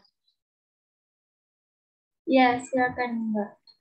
Nanti Mbak Indah yang bagian nambahin ya Mbak, yang lebih banyak. Jadi gimana caranya menghasilkan ide, karena yang susah itu nyari inspirasi. Kalau saya kemarin itu benar-benar nyari referensi dari punyanya Kating. Jadi sebenarnya nggak ada inspirasi, nggak ada apa ya, nggak ada pandangan sama sekali buat ke arah budaya. Terus tiba-tiba ada inspirasi dari punyanya Kating, banyak itu Mbak ngumpulin proposal-proposalnya Kating yang PKMK, terus habis itu nyari di Google judul PKMK yang lolos pendanaan sampai kayak gitu. Itu benar-benar ngebantu banget, kayak oh jadi judulnya tuh merembet-merembet ke sini, terus disesuaikan sama apa yang terjadi di sekitar kita tuh kayak gimana. Terus kebetulan bahkan di Jember yang sebenarnya apa ya, saingannya tuh lebih banyak karena ada Universitas Jember, ada Universitas Muhammadiyah Jember. Jadi gimana caranya punya Mbak itu nggak sama mereka gitu loh. Jadi kayak nyari idenya tuh sebenarnya nggak gampang ya, susah. Nyari inspirasi dulu, terus lebih peka dulu terhadap sekitar. Berhubung Mbak Erma ini kan katanya jomblo, nggak ada siapa-siapa, jadi harus lebih peka, pekanya tuh harus lebih meningkat ya di lingkungan gitu. Mungkin Mbak Indah mau menambahi. Ya, itu apa itu mengatasnamakan jomblo buat apa namanya nggak mengupgrade diri dengan baik.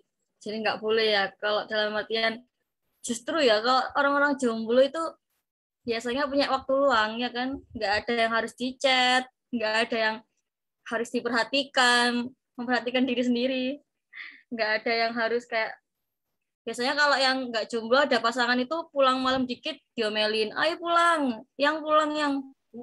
Nah kalau yang nggak jomblo itu Mbak Indah itu. kalau yang nggak kalau yang ngejomblo kan pulang malam, pulang pagi, pulang subuh, nggak masalah. Nah, itu kalian cari inspirasi di jalan sambil lihat pohon, sambil lihat apalah ada orang makan mie ayam, itu kan punya inovasi mungkin mie ayamnya biar mangkoknya itu bisa berdiri sendiri apa mendekati mulut kita, gimana caranya nggak nyampe di meja, nggak ribet-ribet itu kan sebuah hal yang perlu diperhatikan gitu. Justru aduh ya Allah. Justru itu kalau orang-orang jomblo itu makin mempunyai waktu yang luang. Jangan dijadikan alasan jomblo ini sebagai alasan apalagi jomblo nggak ada inspirasi, wah itu yang salah itu. Justru kalau orang-orang lagi gak jomblo ya lagi taken sama udah ada pasangan itu biasanya inspirasinya tuh jarang keluar karena udah fokus sama pasangan, udah fokus gimana caranya bikin pasangan bahagia itu kan. Jadi yang punya peluang di sini tuh justru yang jomblo-jomblo aja ini, yang jomblo-jomblo diperlihatkan bahwa kalian itu jomblo berkualitas. Gitu ya Mbak Erma. Jadi kalau semisal pertanyaannya gimana sih caranya cari ide? Memang untuk cari ide itu hal yang nggak mudah kayak gitu. Apalagi kalau semisal lagi suntuk-suntuknya, kita lagi stres atau lagi nggak dalam mood yang baik, maka ide itu bakal buntu mengikuti situasi kondisi jiwa kita. Jadi kalau mau cari ide itu usahakan emang posisinya lagi tenang, lagi pengen fokus buat cari ide, nggak lagi yang kepikiran apa-apa gitu, nggak lagi yang kepikiran, aduh doiku ini kok nggak ngabari ya, gimana ya, apa jangan-jangan udah ada yang lain. Nah itu kan kalau jomblo kan memungkinkan lebih fokus gitu loh sebenarnya. Kalau semisal terkait ide itu bisa kalian dapatkan kalau emang benar-benar buntu ya. Ide itu kan nggak harus hal yang baru, tapi bisa kalian memperbaharui apa yang udah ada. Memperbaruinya tuh gimana sih Mbak? Kalau semisal tadi Mbak Zulfa juga udah menjelaskan PKMK-nya kan ada terkait tote bag ya Mbak Zulfa. Terus kemudian tote bag juga udah banyak di masyarakat umum, udah banyak yang jual tote bag. Terus manfaatnya juga cuma itu aja. Nah, yang membuat daya tariknya apa sih gitu kan yang membedakan dengan yang sebelumnya. Bisa kalian menggunakan tema misal kalau Mbak Zulfa kan judulnya terkait desain itu terkait Jember ya, ciri khas wilayah Jember. Nah, itu bisa jadi kalian selain membuat tote bag itu memiliki nilai manfaat sebagai wadah untuk membawa sesuatu barang, nah kalian juga membuat tote bag itu memiliki manfaat lain yaitu sebagai sarana untuk memperkenalkan semakin luas budaya yang ada di Jember atau hal-hal yang spesifik yang ada di Jember dan gak banyak orang ketahui yang selain di luar Jember gitu kan. Nah, itu yang disebut dengan ide-ide yang kreatif dan inovatif. Jadi nggak harus hal-hal yang baru. Kalau emang buntu ya coba kalian searching ya. Banyak itu di Google judul-judul proposal yang lolos pendanaan dari semua jenis bidang atau skema PKM itu semuanya ada judul-judul yang lolos pendanaan. Kalian mau cari yang tahun berapa? Tahunnya Raffi Ahmad nggak ada kayak. Tahun dulu banget itu ada. Terus apa namanya? Mau coba cari judul-judul yang pernah lolos di tahun-tahun akhir ini, tahun 18, 19, 20, ada semuanya ada. Nah, dari judul-judul itu bisa kalian ambil salah satu misalnya. Misal ada yang terkait apa ya? Misal kelompoknya Mbak JJ kemarin yang ketua tim kan Mbak JJ ya, terus ada Mbak Erma juga lah, ini anggotanya Mbak Erma ini kok bisa-bisanya mengatakan bahwa menemukan ide itu sulit apalagi kalau jomblo. Wah ini gimana ini. Jadi kalau misal kalian searching muncullah judulnya Mbak JJ di Google, misal contoh judulnya itu apa ya J, aku lupa, intinya terkait media pembelajaran untuk anak tunanetra, entah itu materi apa lupa. Misalnya materi operasi hitung. Nah, Mbak Cece menggunakan itu idenya di PKM yang lolos kemarin. Nah, kalian bisa memodifikasi. Jadi kalian bisa mengikutkan ide itu di tahun kalian nantinya, tapi dengan syarat kalian memiliki pembaruan di sana. Misal, kalian beda sasaran. Sasarannya itu, misal Mbak JJ itu untuk mahasiswa, untuk siswa yang buta keseluruhan. Nah, kalian bisa menggunakan ide itu, dikembangkan lagi. Nah, media itu biar bisa jadi untuk teman-teman yang buta keseluruhan, sekaligus untuk teman-teman yang buta tapi dalam artian masih bisa melihat dan tetap mempunyai daya tarik untuk siswa itu, untuk siswa yang buta sebagian itu. Biasanya kalau untuk media untuk siswa yang buta keseluruhan itu cenderung medianya itu lebih ke kebermanfaatannya. Jadi nggak ada estetiknya, nggak begitu memperhatikan terkait estetiknya. Karena kan mungkin yang bikin ide itu mikir, halah buat apa estetik-estetik, toh ya nggak kelihatan kok mereka buta keseluruhan. Nah itu kan biasanya punya pemikiran kayak gitu. Bisa kalau kalian rencananya mau sasarannya ini sekaligus langsung, nggak hanya dari yang buta keseluruhan, tapi juga untuk buta yang sebagian.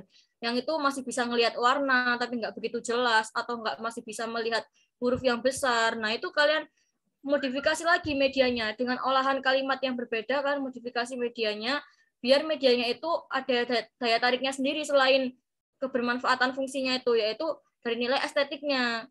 Jadi biar mereka yang buta sebagian itu jadi lebih tertarik lagi belajar matematika dari adanya media yang menarik itu, dari estetikanya, terus kebermanfaatannya, dan juga ketepatan sasarannya. Nah itu kan yang perlu kalian pahami ya. Jadi untuk ide itu nggak harus sesuatu yang baru, karena untuk memulai yang baru itu memang susah guys. Karena kan kalau kita misal nih kejadian yang lagi viral itu kan ada yang meninggalnya Kak Vanessa sama almarhum Kak Bibi. Nah itu kan di tiap beberapa podcastnya Kak Bibi itu selalu bilang, kalau Kak Vanessa tanya kamu kalau semisal aku mati kamu bakal ngapain, dia bilang dia bakal ikut mati juga. Karena apa? Dia nggak mau mengulang hal yang sama, dalam artian dia kok mengulang hal sama, dia nggak mau untuk diminta untuk melakukan hal-hal yang baru kayak gitu. Misal harus melakukan penelitian lagi kalau di ranah penelitian ya. Kalau di ranahnya Kak Bibi kemarin menjelaskan nggak mau mencari wanita lagi, perkenalan lagi, terus nggak mau yang mulai PDKT lagi. Nah hal itu kan yang susah untuk dijalankan. Sama kayak yang ilmiah kayak gini. Hal yang kalian misal kalian mau mengambil yang itu benar-benar baru, nggak pernah ada sebelumnya, maka kalian harus benar-benar mempersiapkan gitu, karena emang hal itu nggak mudah. Kalian harus meneliti dari awal, adakah kebermanfaatannya, terus adakah kayak latar belakangnya yang harus membuat hal itu keluar di masyarakat umum. Jadi lebih rumit lagi kalau memang kalian mau untuk membuat suatu inovasi dan kreativitas yang benar-benar baru. Tapi kalau semisal kalian membuat inovasi dan kreativitas di mana itu kalian hanya memperbarui apa yang pernah ada, itu nggak begitu sesusah yang kalian bayangkan. Jadi kalian bisa mengambil celah dari apa yang ada, misal judul-judul yang ada itu pernah lolos ya pendanaan, kalian ambil salah satu judulnya, terus kalian teliti, kalian baca itu apa yang sekiranya itu kurang dari judul ini, dan bisa aku angkat lagi di tahun ini ikut di PKM dengan judul yang hampir sama, tapi aku memiliki kebaruan di sana. Nah itu yang bisa diperhatikan. Jadi nggak yang harus wow baru gitu, nggak. Kalau ada yang baru dan benar-benar belum ada yang pakai, itu hal yang bagus juga. Itu sih.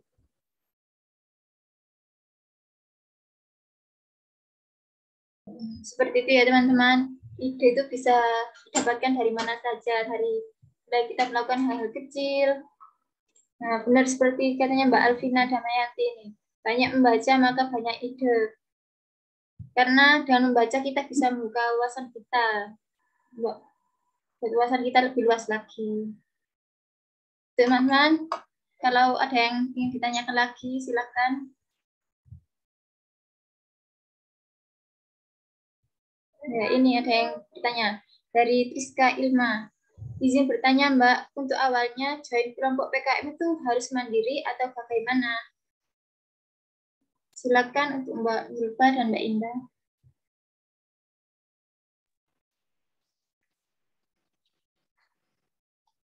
Saya dulu ya Mbak Indah. Jadi untuk join kelompok PKM itu kita nyari sendiri, benar-benar nyari sendiri. Usahakan kalau seumpama Mbak Triska ini angkatan 2020 ya. Jadi nyarinya itu satu angkatan 2020, satu angkatan 2021 atau angkatan berapa, satu angkatan juga nggak apa-apa. Yang penting ada perbedaan angkatan di kelompok itu. Terus usahakan juga kalau seumpama mau ngambil judulnya ada alat-alatnya nih, nyari yang ada yang berhubungan sama itu, entah teknik atau apa. Jadi benar-benar nanti bakalan banyak membantu di PKM yang Mbak Triska pilih. Jadi kalau kelompok itu ya kita nyari mandiri. Jadi sebisanya kita aja nyarinya kira-kira kalau ini, kalau dia bisa bantu banyak enggak, terus kira-kira dia ada motivasi lebih buat ikut apa ya, ikut membantu dalam pembuatan proposal itu. Karena kalau PKM itu kan nggak cuma seminggu 2 minggu ya, berbulan-bulan. Jadi harus benar-benar sama orang yang menurut kita bisa ngebantu kita gitu.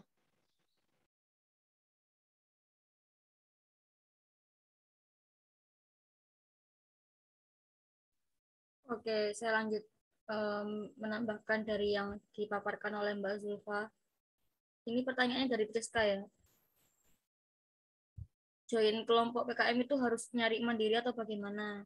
Ya, kalau dari anggota kelompok sendiri itu nggak ada apa ya istilahnya, nggak ada ketentuan tertentu lah dari pihak kampus kita. Misalnya kalau nggak tahu ya kalau kampus-kampus lain, mungkin kalau kampus lain juga ya, menurutku karena PKM ini ajang yang bergengsi, jadinya di tiap-tiap universitas itu ketentuannya berbeda. Misalnya ada yang dari universitas lain, ini ada temanku yang cerita kalau semisal ada mata kuliah KWU, nah itu dia diminta untuk bikin proposal PKMK. Nah itu untuk diikutkan di tahun saat itu dia menjadi mahasiswa dan lagi ada mata kuliah KWU. Nah kalau semisal di universitas lain mungkin ada peraturannya sendiri, dan itu aku nggak tahu ya. Tapi kalau terkait universitas kita di UMS ini nggak begitu memberatkan ketua tim untuk mengambil alih pemilihan anggota. Mungkin mikirnya dari kampus kita itu kalau dipilihkan dari pihak kampus itu takutnya nggak klop gitu loh, nggak sesuai dengan hati nurani atau nggak cocok. Nah, maka dari itu mungkin dari pihak kampus itu kayak menyerahkan ke mahasiswa gitu loh. Kalau emang dari ketua tim udah mendaftarkan diri dan mengajukan diri ikut proposal, akan dibuatkan akun Simbel Mawa. Terus kemudian dari sana nanti ketua tim yang mengisi, anggotanya mau ambil siapa aja. Nah, tapi dalam ranahnya di sini tuh masih tetap mengikuti panduan yang ada dari pusat, panduan PKM yang ada dari pusat. Nah, kalau dari pusat sendiri, panitia pusat itu mengatur terkait keanggotaan ini, tapi mengaturnya itu hanya sebatas beda angkatan kayak Mbak Zulfa katakan tadi. Pokoknya enggak satu angkatan full 5 anggota, misal kalau PKM-PM kan maksimal 5. Kalau PKMK kayaknya 3 ya, lupa. Nah, terus habis itu dari panitia pusat itu juga biasanya menentukan kalau bisa jangan satu prodi. Jadi harus beda lintasan, lintasan prodi, lintasan angkatan.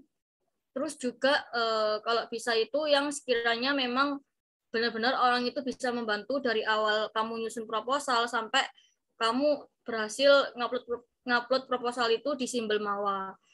Dan kalau bisa dikasih tahu juga anggotanya, kasih tahu kalau memang PKM ini ada apa aja rangkaian kegiatannya. Selesai ngajuin proposal, kalian jelaskan ketua tim. Kalau memang anggotanya belum paham terkait PKM, kalian jelaskan. Nanti setelah pengajuan pengunggahan di Simbel Mawa, kita akan nunggu pengumuman lolos pendanaan. Nah, setelah kita lolos pendanaan, maka yang kita lakukan adalah melaksanakan apa yang ada di proposal, mengimplementasikan apa yang ada di proposal kita.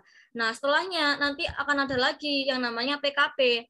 PKP ini pemaparan dari apa yang sudah kalian laksanakan selama 3 bulan. Dari PKP ini kalian juga membutuhkan semua anggota pastinya, baik PKP, pelaksanaan program, dan pembuatan laporan kemajuan, laporan akhir. Nah, itu pasti melibatkan semua anggota. Jadi, usahakan anggotanya benar-benar paham step by step dalam PKM itu seperti apa.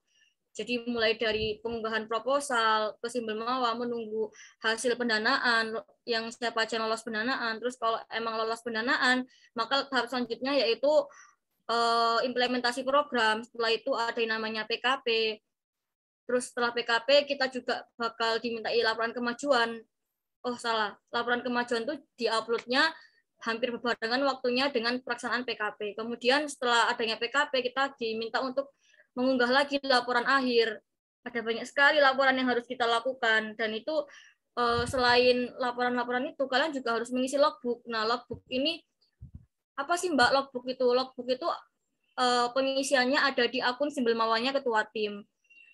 Logbook itu isinya kalian harus mengisi rangkaian kegiatan apa aja yang udah terlaksana dalam proposal kalian dan udah diimplementasikan, tanggal berapa, kegiatannya apa, terus buktinya apa. Nah, itu tiap kalian melaksanakan kegiatan selama implementasi program itu harus dicatat di logbook. Dan itu membutuhkan partisipasi semua anggota tim juga. Jadi benar-benar anggota tim ini punya peranan penting ya.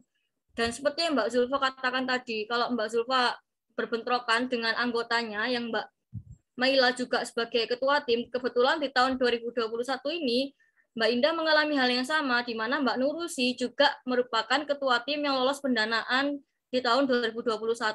Jadi di sini juga Mbak Indah itu mau minta tolong Mbak Nurusi buat banyak bantu yang nggak enak, karena emang Mbaknya juga punya kewajiban buat menyelesaikan programnya dia gitu kan. Terus Mbak Nurusinya juga malah nggak enak sama Mbak Indah karena nggak bisa banyak bantu di programnya Mbak Indah. Itu kan malah kayak semakin membuat apa ya, satu sama lain tuh kayak saling nggak enak gitu loh.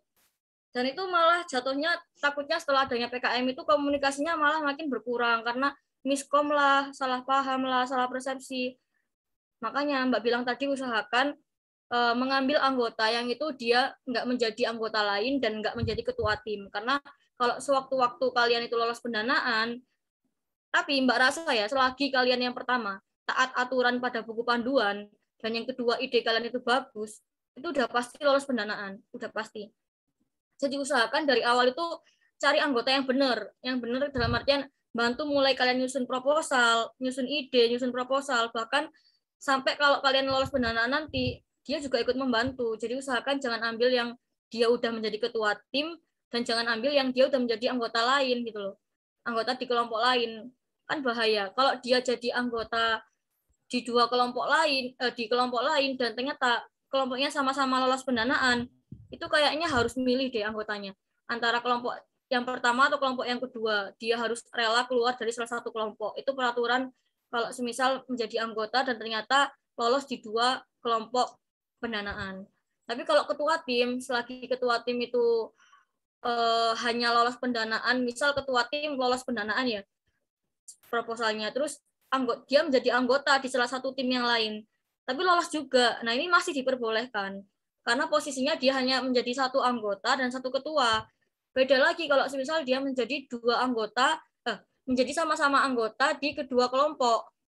Nah, itu yang nanti bakal harus dipilih gitu loh, mau jadi anggota tetapnya kelompok yang mana dan mau keluar di kelompok yang mana. Itu kan malah nanti jatuhnya bikin hubungan kalian malah renggang kalau semisal terjadi hal-hal yang seperti itu. Jadi upayakan cari anggota itu yang benar.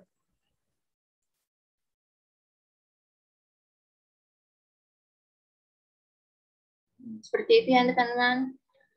Untuk mencari kelompok PKM itu kita harus pintar-pintar mencari anggota. Apalagi kalau kita jadi ketuanya, harus pintar-pintar mengatur anggota kelompoknya juga. Teman-temannya lain yang ingin bertanya, silakan. Atau mungkin mbak-mbaknya ini bisa sharing tentang kendala-kendala yang dialami waktu selama mengikuti kegiatan PKM ini, biar besok kalau teman-teman misalnya mengikuti PKM dan mengalami kendala yang sama, bisa tahu apa yang harus dilakukan atau bagaimana.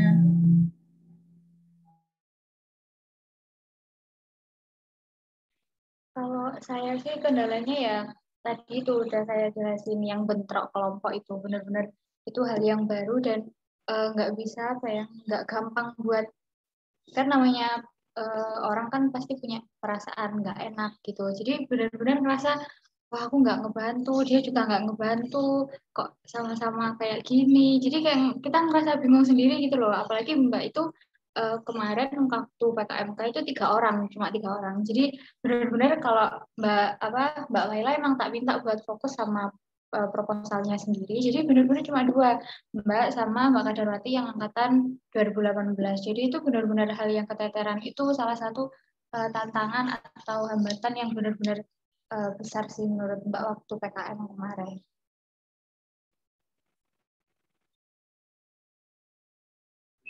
Mungkin ada kendala yang dari luar, Mbak, selain dari internal kelompok mungkin. Kalau kendala dari luarnya sih kayak ini kan apa masih masih pandemi ya. Jadi kalau buat suatu produk kayak gitu benar-benar harus ngikutin peraturannya kayak gimana. Terus pemasarannya juga terhambat. Kita harus sebenarnya kalau mau produknya terjual cepat apa gimana kita harus ngelakuin gimana caranya kita bisa memasarkan di gimana di dua jalan lah, di offline sama online. Nah kemarin berhubung ada pandemi itu, jadi yang harusnya Mbak memasarkan produk di toko-toko oleh-oleh yang ada di Jember itu benar-benar nggak bisa sama sekali. Jadi harus gimana caranya memaksimalkan buat promosinya cuma di online aja. Jadi ya yang beli cuma itu aja, teman-temannya Mbak sendiri, cuma keluarga atau tetangga gitu-gitu aja sih.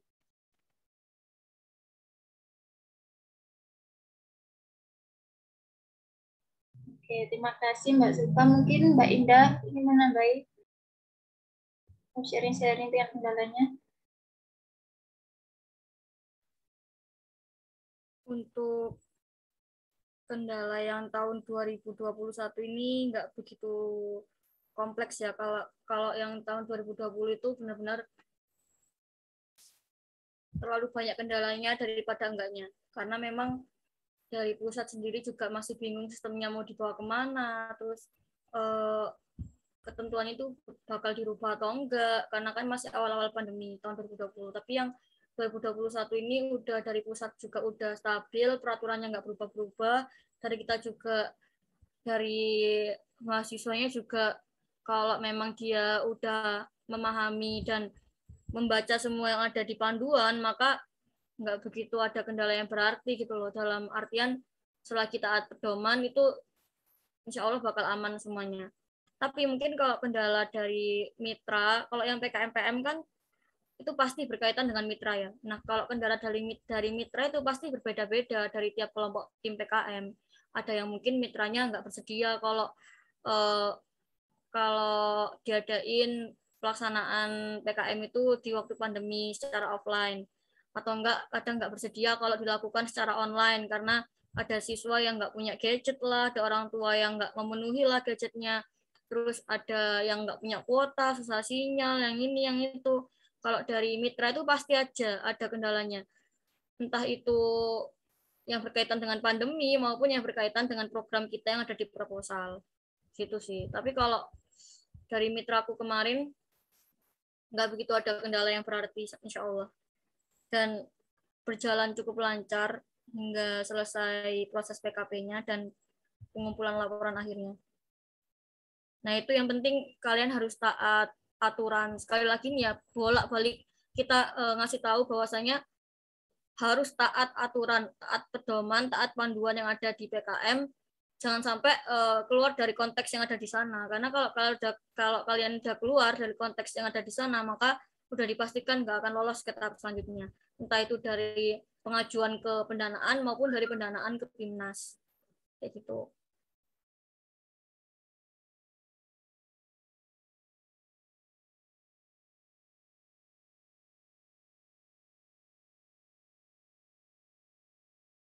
Oke, terima kasih Mbak Indah. Teman-teman, mungkin masih ada yang ditanyakan lagi. Atau tanya-tanya pengalaman Mbaknya, sharing-sharing. Ini acaranya nggak offline sih, jadi aku nggak bisa minta teh. Haus banget dari tadi ngomong. Ya, boleh minum dulu, Mbak. Masalahnya di sini nggak ada minum, adanya air putih doang. Bosen aku.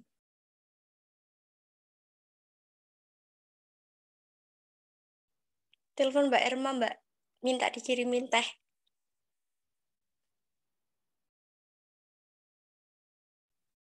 Ayo, Dum, pematerinya ini dikirim teh ya. Dari Jember itu banyak minuman-minuman khas Jember itu bisa diorderkan dari Surabaya.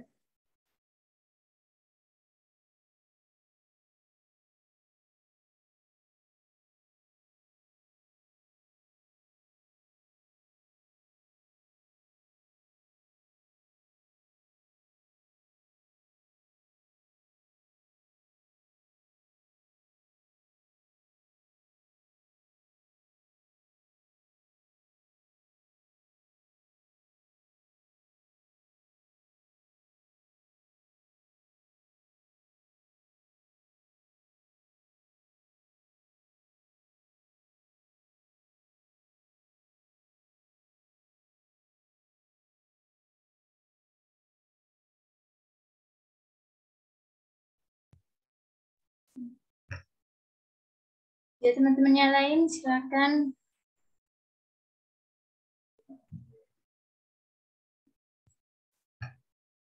Oke, kalau udah nggak ada yang ingin ditanyakan lagi, saya tutup saja, selesaikan acara hari ini. Untuk kesimpulannya, Bicim. Ya, gimana Mas? Moderator. Itu tadi ada yang kelupaan ya, mau membagikan proposalku PKMPM yang tahun 2021. Nah, rencananya tadi juga mau menjelaskan setelah PPT, tapi kelupaan. Nah, waktunya juga sudah mepet dan kita udah lumayan panjang ya tadi penjelasannya. Mungkin cuman dibantu share aja ya, moderator. Nanti filenya bisa di-share ke teman-teman entah di sini, di chat ini, atau di grup Himaptika, monggo terserah. Nanti biar bisa jadi pedoman buat teman-teman yang mau mengikuti di tahun 2022 terkait PKM yang ranahnya ke PKMPM.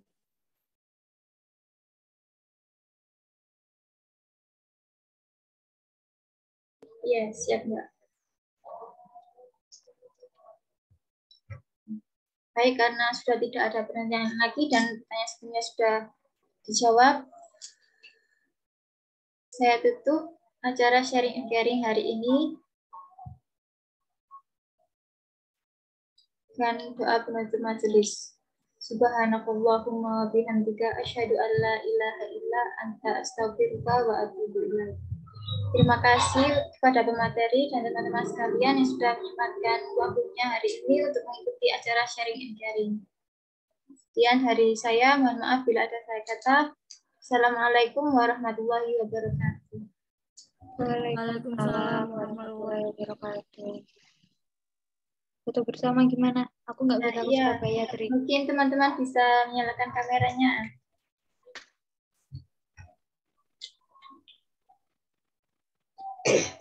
Ayo, Mbak Indah udah pose. Yang lain kameranya dinyalain. Harus banget loh. Yang ngefoto siapa? Bilang 1, 2, 3 loh ya. Iya, nanti jangan lupa mengisi presensi ya. Untuk slide pertama, 1, 2, 3.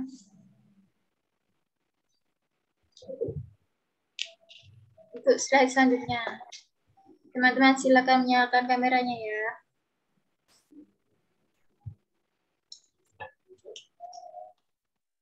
Slide kedua, 1, 2, 3. Oke, terima kasih. Jangan lupa untuk mengisi presensinya ya, teman-teman. Ya, harus diisi ya. Gak boleh sampai kurang dari yang ada tadi. Berarti aku ngisi nggak? Ayo, aku ngisi nggak? Coba tanya Mbak Erma, siapa yang ngisi dapat konsumsi Mbak materinya? Alhamdulillah, ya, tak ngisi ya. Tak ngisi saya aku.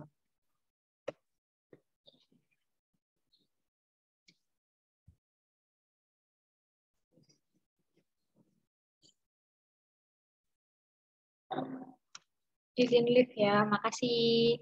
Ya, makasih Mbak Ya, Zulfa, makasih. Mbak Terima Indah. kasih. Keri-keri materinya. Kalau sudah mengisi presensi, boleh live ya teman-teman. Oke, makasih.